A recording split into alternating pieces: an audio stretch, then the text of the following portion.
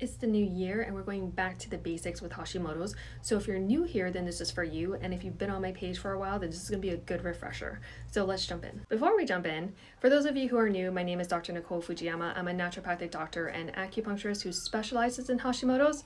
Okay, now let's jump in. Number one, Hashimoto's is not a thyroid disease. It's an autoimmune disease. And you've heard me say it over and over again. I'm going to keep saying it until everyone gets it. So you have to focus on your immune system, not your thyroid, if you want to see lasting changes. Number two, Hashimoto's is the number one cause of hypothyroidism in the US. So just because you have hypothyroidism does not mean you have Hashimoto's, but it's highly likely that you do, so make sure you get tested. So there are other reasons you can have hypothyroidism and you want to make sure you rule those out. Number three, in the early stages of Hashimoto's, you may not have any symptoms even though you have positive antibodies. And this is where a lot of people miss this really good opportunity to start treating things in this time, in this early phase, in order to prevent developing hypothyroidism in the future. Number four, now if you do have Hashimoto symptoms, these are the more common ones.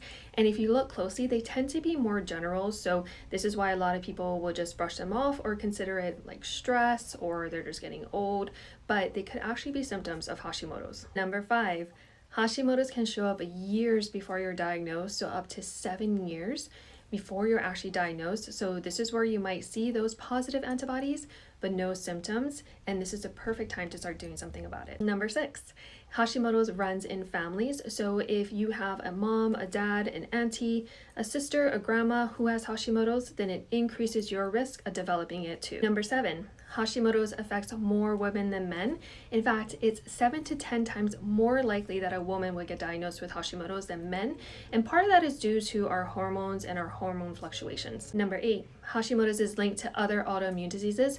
So if you have Hashimoto's, you're at a higher risk of developing these autoimmune diseases. Number nine, Hashimoto's has lots of different names. So if you hear me mention any one of these names or you see them in an article, then they are referring to Hashimoto's as well. And number 10, Hashimoto's can affect multiple areas in your body, not just your thyroid. It has other areas that can also affect too and cause symptoms, especially your brain. I hope that was helpful or a good refresher. Which one of these surprised you the most? Let me know below.